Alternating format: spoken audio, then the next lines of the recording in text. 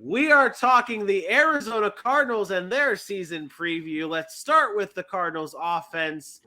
D-Hop suspended to start the season. AJ, what does this offense look like without DeAndre Hopkins? And will it have a negative or maybe a positive effect season long for the Cardinals? Well, it's undoubtedly a lot less sexy, I can tell you that. So it's this is gonna sound so crazy because I actually think it's an okay thing for them because you're gonna need this offense to really get into a groove and not have just the DeAndre Hopkins be the only guy making offense when he gets back. You want the guys like AJ Green to not have his controller disconnect in the end zone for a game-winning touchdown. You want Marquise Brown to really become that solid number one while D-Hop is gone. So when he gets to play that 1B or that number 2 role, he's scorched earth as well. And now you just add a D-Hop to him. But at the same time, this offense is going to look like it's struggling because if you think about the last stretch of 2021 without DeAndre Hopkins, this offense took a plummet. They went from scoring 30.2 points in the first 12 games to dropping down to 18.1 points. And even though you look at DeAndre Hopkins' stats last year and you say it wasn't some of his best, he was still a huge part of what that offense did. And he still came up big when it came to scoring touchdowns. I want to say he had like 8 touchdowns despite not really getting the receptions and yards that he normally does. And then what he does to draw the defense, you still respect the DeAndre Hopkins when you are lined up against him and when you have to scheme against him, which allows for some of these other guys to do some big things. So I do think it's important that while he's gone, a lot of these other weapons get going. Marquise Brown specifically, I think these tight ends need to get used. Zach Ertz and the new addition of Trey McBride, I think he's going to show some talent as well. But obviously they can't wait till DeAndre Hopkins gets back in week 6. And if they can put together even a 500 record before he gets back, they should be in good shape. It is still a big loss for D-Hop to be not on that offense, but I do like the fact that building that chemistry with everyone else, because you already know what you're going to get with D-Hop and Kyler. You already know that they're going to be balling out. You want to see that development between Hollywood and Kyler, Trey McBride and Kyler, AJ Green and Kyler. You want to keep seeing that development progress. Because maybe when D-Hop comes back, it's a well-oiled machine with multiple pass catchers that are going to be able to do damage for the Arizona Cardinals. It's a tough NFC West. It's a tough NFC West, though, for the Cardinals, battling offenses like the Rams offense and battling the San Francisco 49ers new offense with Trey Lance. Aaron, on the defensive side of the ball, what position group is going to have to step up the most for the Cardinals this year? Yeah, I think it's the front. I think it's the defensive front. We talked about the loss of Chandler Jones, right? That's the biggest thing we look at. We know they still got a J.J. Watt there who's a little bit older, but that defensive front looks a lot different now. Rashad Lawrence there, Zach Allen, Dennis Gardeck. Like, we're not too excited about these guys. So outside of J.J. Watt, who is really going to be that guy that's going to be able to get to the quarterback? You hope guys like a Cam Thomas as a rookie can come in and be effective. Their back end actually didn't play very bad last year. They were a team that was really good against the pass. They only gave up about 3,800 yards last year in the air, but they have a lot of inexperience on that defensive front line. And if they can't get to the quarterback, that puts a lot of tough situations on that back end to kind of hold up throughout the season. So I'm looking directly at the pass rush. Can they kind of find somebody to replace a Chandler Jones and get to these quarterbacks, a Matt Stafford, a Trey Lance, who's going to be running all over the field? And then obviously you got the 2 over there in Seattle, which might not be as hard to get to, but again, still trying to find ways to generate that pressure so your defense can go and make plays. Because I don't think the offense is going to be a problem scoring points for the most part. I do think the D-Hop loss is a thing, but overall, I think their offense is built to score points. But if they don't have a defense to stop anybody or can't get to any of these quarterbacks, then they're going to be in for a long season. Something's off with this team, and I don't know. Let me look in the doc here. I'll say it now because I don't have the what to watch for thing. But I was excited about Arizona last year.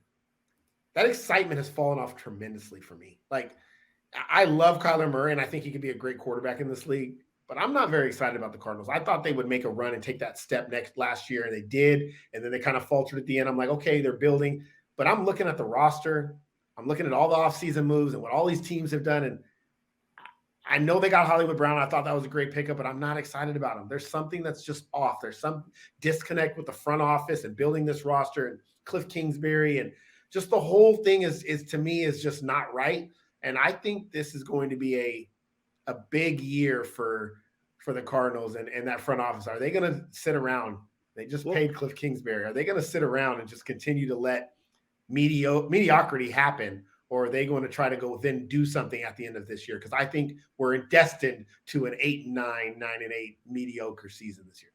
So you did look at the dog. Obviously, we were not listed for the what to watch for, but in that schedule section, I do have that question asked to you. What is the realistic expectations for the Cardinals this year? Obviously, the past few years, and you just brought it up, this is perfect for it.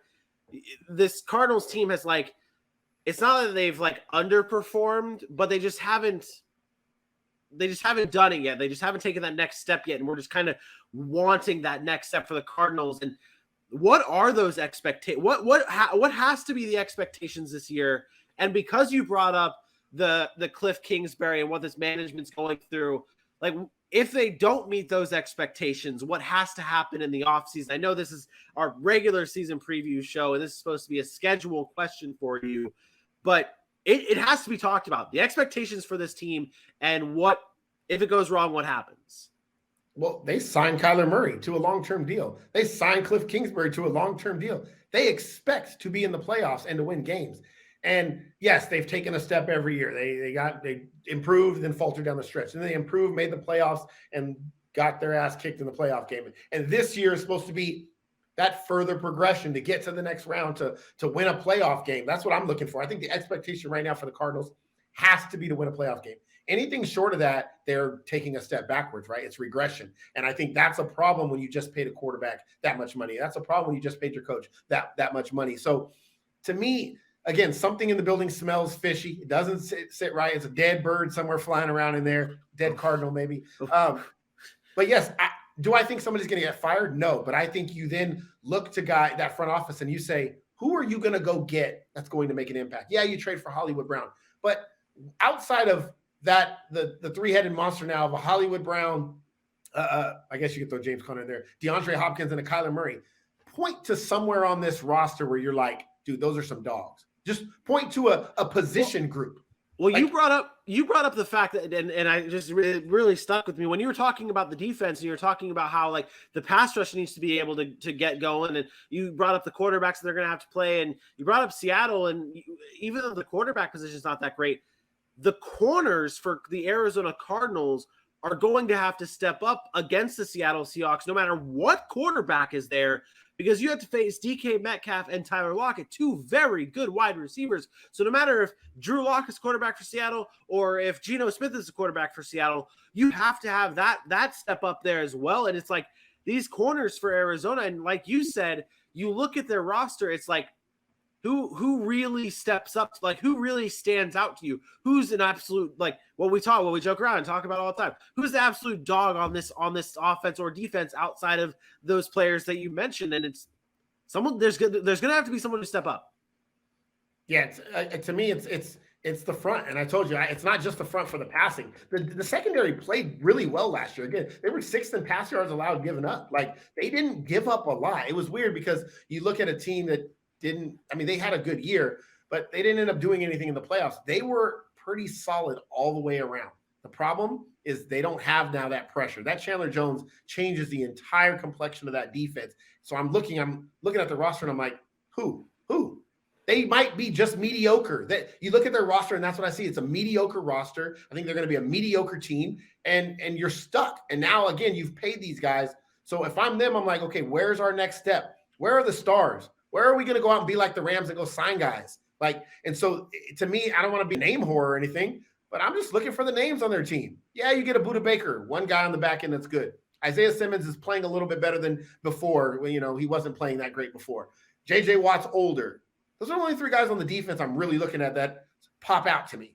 And then the offense, again, it's just the same offense they've been running. They can score points, but where are the guys where we're like, oh my God, this team is loaded. This team's a Super Bowl contender. I don't see it. I think they're mediocre. I think they have a mediocre coach. And here we are. It is kind of hard to believe in the Cardinals this year. Definitely, you can definitely feel the difference from last year. It does not feel like they got better.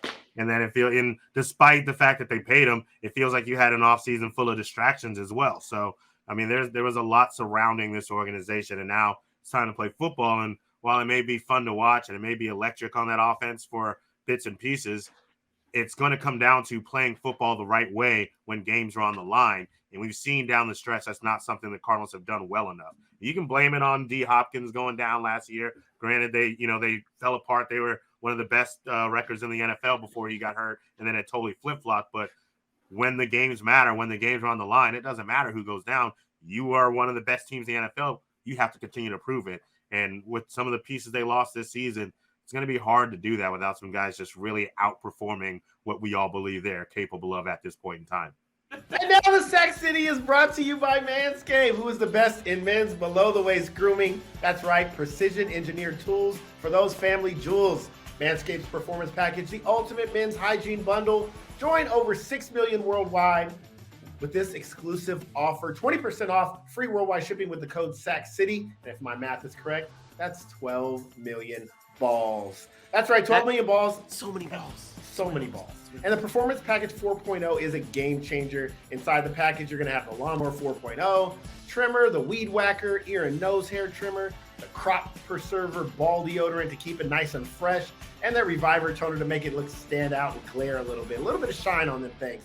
Performance boxer briefs, and a travel bag to hold all of your goodies. So make sure you go to manscaped.com, get 20% off and free shipping with the code SACCITY at manscaped.com. That's 20% off and free shipping. Manscaped.com. Use that code SACCITY and, unlock your confidence. And always use the right tools for those jewels. I feel like a real asshole here. Because we talk about our prop bets, and I told you earlier on in the show that I'm trying to find harder bets to lock on. I'm trying to find that plus money to be able to lock on to. And this is what I have. And up top, you see over 9.5 wins for the Cardinals at plus 160. And I just did some little research on what we all had for our offseason records for the Arizona Cardinals. And I'm seeing that plus 160 for over 9.5 wins. I don't know if anyone's going to take that. And after what we were just talking about, I'm not sure so I'll just be straight up here. Maybe you guys have changed. Maybe you bumped it up a little bit. But Aaron, you had 8-9. AJ, you had 9-8. I had 8-9. So that doesn't even seem like a good bet to me at that point. I'm trying to find good plus money, and that just doesn't see. Would anyone lock that in? Like just on the surface now, anyone want to lock in over 9.5 wins for the Cardinals this year? I do not. I think I made it very clear that 9-8 is probably their ceiling. Yeah. All right. Yeah. Well, that's it's Kyler get over 25 touchdowns. Yeah. That too. But okay, yeah. So over 25.5 Kyler Murray passing touchdowns at minus 115, I should say, and over 6.5 Hollywood Brown receiving touchdowns at plus 100. With the way we're feeling about the Cardinals here as overall is just the easy bet to just go with the minus money right there and over 25.5 Kyler passing touchdowns and move on. I'll take the under on everything. Wow. Okay. Kyler Murray won't throw for 25 touchdowns. Hollywood Brown won't get more than 6.5. James Conner's too much of a factor around the goal line. Kyler Murray's legs are too much of a factor around the goal line. He might have 35 touchdowns total. 10 of them rushing. That's the thing. Last season he had 24 total passing touchdowns. The year prior he had 26. His rookie year he had 20. Yeah, so he's only gone over 25 once. That's about what he's going to be because his legs are too effective in the red zone. They run a lot of that read option stuff. He runs for a lot of touchdowns. But what about the addition? What about obviously that's just the style he plays, but maybe the addition of Hollywood Brown, and then eventually when D-Hop gets back, you have two pass catchers that can bump up those passing touchdowns. Maybe that's the direction. Are we sure Hollywood Brown is that much better than Christian Kirk? Christian Kirk was effective last year. Like I'm saying, Hollywood Brown. I would agree that Hollywood Brown is better, but as far as being a deep ball threat, that's what Christian Kirk did. That's what Hollywood Brown is going to be in that offense. I don't know that raises any value for me. It's just about his legs. I don't know that Hollywood Brown, as fast as he is, and that's the whole thing about him, I don't know that he is as good as a deep threat for Christian Kirk. Christian Kirk last year, for whatever reason, you just be watching the ball fly, and all of a sudden Christian Kirk is just alone down the field. And I've never seen really Hollywood Brown just be that good at that. Like, I've seen him have to make some spectacular catches, and he had 6 touchdowns last year. The year before he had 8. 2019 he had 7. So he has been just right around there with Lamar Jackson. And I mean, Kyler Murray, he may benefit from having one of those really good games while D-Hop is gone. That could allow him to get closer to 6, but who knows if that falls off near the end of the season once DeAndre Hopkins is back. Kyler's only had a receiver go over 6 touchdowns once in his career. And then there's 3 years, obviously it's a short career, but only had one receiver go over what? To be fair, DeAndre Hopkins was hurt. That's because that's the red zone threat. DeAndre Hopkins is the guy. So it's DeAndre Hopkins, it's James Conner. Those are going to be the touchdown guys. Yeah. And then Kyler Murray with his legs. So not locking down any. You guys are passing on you're under on everything. I would take the other side of it on everything. Okay. AJ? I mean, I'll put Kyler at 26. He just locking that. Okay, so just getting that one. Just getting that one. Okay. All right. Let's get into these record predictions. Aaron, are you sticking with that 8-9? Yeah, so let me pull out my handy dandy schedule from earlier. I'm whoa, wrong schedule. I was like, they're playing Arizona. Man, it's crazy. That's a loss, a win. Yeah, I have them starting they're going to start 4-4 because you know why? They're average team. They're going to start average. And then down the stretch, guess what they're going to do? They're going to go 4-5. Why? Because they're just below average. 8-9 all the way, all together. They'll beat the easy teams. They'll beat the Carolinas of the world. Maybe if Baker Mayfield's not playing very well, they'll beat the New Englands. They'll beat the Atlantas. But those good teams are going to be hard pressed to beat them week in and week out. So I have them at 8-9. I remember. I'm pretty sure I remember. I had them losing to Carolina in week 4. I had them losing that game. Just a little tidbit. I am also sticking at 8-9 for the Cardinals as well, reiterating the same reasoning behind all that. I'm not sold on this. I'm not sold on this team. So yeah, 8-9 will be where I'm at. AJ? Yeah, I'm gonna, since we're splitting hairs there, I'm gonna keep them at 9-8. I was looking back over how I looked at this the first time around, and I don't have them having a win streak at all until they play Minnesota and Seattle. Everything else is a win, a loss, a win, a loss. They can't get over the hump and string together some wins, and I think that's going to be the downfall for the Cardinals team, in my opinion. It's a sign of a mediocre team. A win, a loss, a win, a loss, a win, a loss. Oh, you're 8-9, 9-8. Stay tuned for our off-season shows where we're trying to figure out what the solution is to the Arizona Cardinals and how they can actually get to the next level in 2023, but that's long away from now. Let's finish it off. Power rankings for the Arizona Cardinals. Aaron, where are they at? Number 18. So the power rankings, the Arizona Cardinals falling all the way to 18 after last year. We would have probably had all of us probably would have them in at least the top 12 to start the year. We were all excited kind of about the Arizona Cardinals, and this year they're pushed all the way back. I will tell you, I have them all the way down at 20. In my individual power rankings, we came obviously consensus at 18. So it doesn't look like they're a playoff team this year. They're going to be right on the cusp at 500. And it's going to be another interesting offseason next year, like looking for draft picks and trying to figure out how they improve that team because they lost their best player on defense in Chandler Jones, and they didn't really replace him. And they go out and get a replacements on offense for Christian Kirk. They get Hollywood Brown. But something's just not right.